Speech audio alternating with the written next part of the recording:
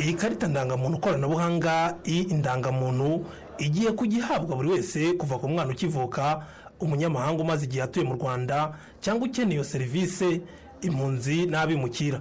Ku ikubitiro hatangiye igikorwa cyo gusuzuma no gukosora imyirondoro yari isanzwe ibaruye ku muturage. Bamwe mu bahawe iyi serivisi bakeneye indangamuntu koranabuhanga. Anje hari indangamuntu nataye bwa mbere, ubwo ikibazo cya mbere bizakemura ni ugutakara kw'indangamuntu bya hato na hato kandi bikagorana kongera guhita uyibona. Ikindi ni uko ushobora kuba utayigendanye mu mufuka, hari igihe ushobora kuyibagirwa, ariko kubera ko ari elegitoronike atari yayindi iri fizikari ugendana, ushobora gukoresha telefone ukaba wahabwa serivisi mu gihe waba wayibagiwe. Itandukaniro ni uko iyi ngiyi idatakara, itabura igihe cyose kandi serivisi zikorwa nk'ibisanzwe. Nicyo kinteye imbaraga cyangwa se ishyaka ryo kuza nanjye kwiyandikisha ngo njye muri iyo sisiteme. Ni igikorwa cyatangirijwe ahabera imurikagurisha mpuzamahanga Gikondo mu mujyi wa Kigali.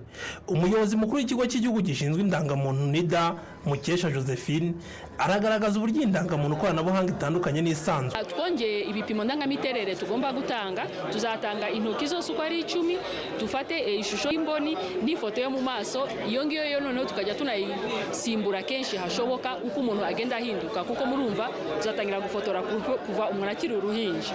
Nk'abafite ubumuga niyo mpamvu harimo byinshi. Udafite intoki tuzakoresha imboni, udafite imboni mu maso hazaba hakoreshwa. Uyu munsi amakuru yose aba ariho, umuntu ari ushaka kumenya gusa imyaka yawe abona n'amazina, akabona n'ibindi. Niba ari ushaka kumenya ibindi byose, ikiza cy'irangamuntu koranabuhanga nuko bitewe na serivisi ugiye guhabwa urobanura amakuru ushaka gutanga, akaba ariyo werekana muri iyo serivisi kuri icyo gihe. Akaba ari byo bituma bizamura umutekano wo gutanga yo guhanahana amakuru.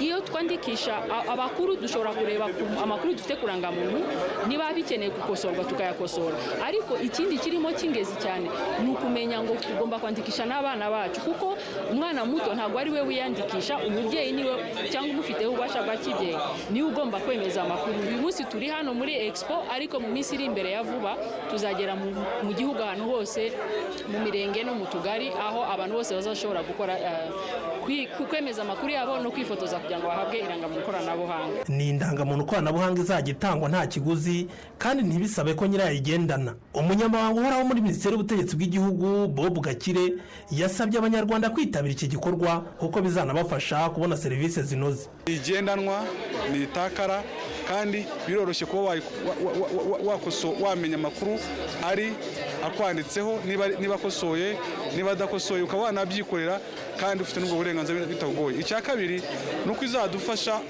iruzuzaga na gahunda igihugu cy'u Rwanda gifite cyangwa leta y'u Rwanda yo kuvuga ngo ntidukwiye kurusha umuturage asanga serivisi aho ziri, ahubwo zimusange we ahari, adatanze, atagenze, adatakaje umwanya we, adatanze n'ikiguzi.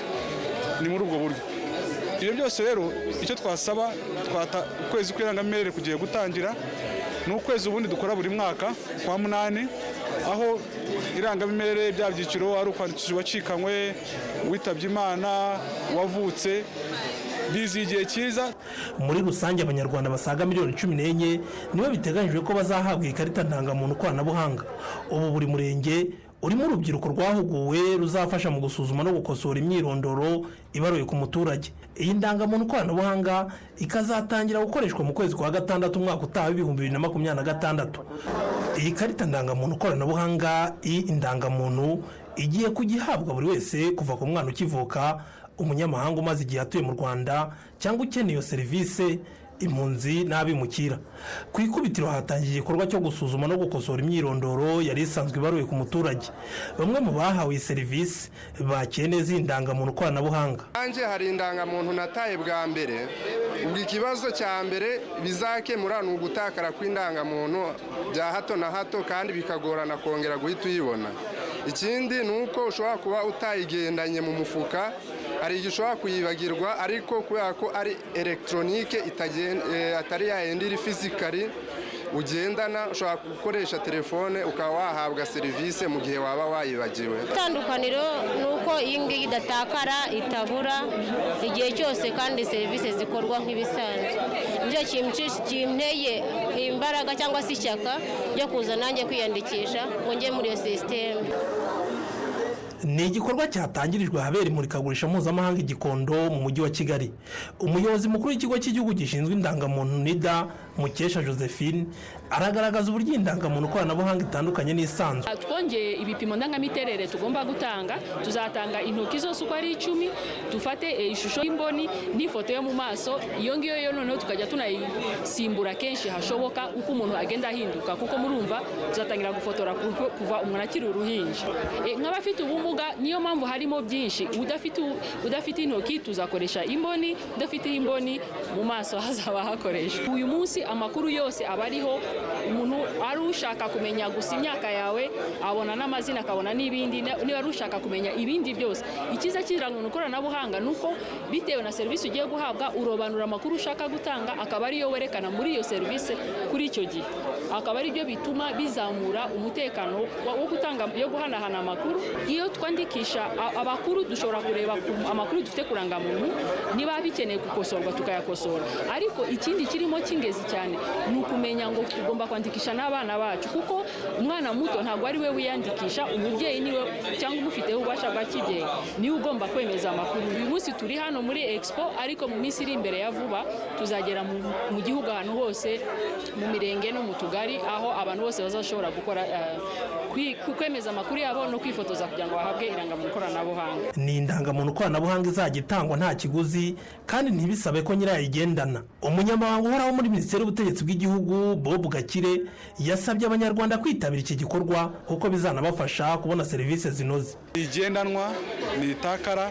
kandi biroroshye kuba wamenya amakuru ari akwanditseho, niba akosoye niba adakosoye ukaba wanabyikorera kandi ufite n'ubwo burenganzira bitagoye. Icya kabiri ni uko izadufasha iruzuzanya na gahunda igihugu cy'u Rwanda gifite cyangwa leta y'u Rwanda yo kuvuga ngo ntidukwiye kurusha umuturage asanga serivisi aho ziri, ahubwo zimusange we ahari, adatanze, atagenze, adatakaje umwanya we, adatanze n'ikiguzi. Ni muri ubwo buryo. Ibyo byose rero icyo twasaba, ukwezi kw'irangamimerere kugiye gutangira, ni ukwezi ubundi dukora buri mwaka kwa 8, aho irangamimerere bya byiciro ari ukwandikisha uwacikanywe, witabye Imana, wavutse, bizi igihe cyiza. Muri rusange Abanyarwanda basaga miliyoni 14 nibo biteganyijwe ko bazahabwa ikarita ndangamuntu koranabuhanga. Ubu buri murenge urimo urubyiruko rwahuguwe ruzafasha mu gusuzuma no gukosora imyirondoro ibaruye ku muturage. Iyi ndangamuntu koranabuhanga ikazatangira gukoreshwa mu kwezi kwa 6 umwaka utaha 2026.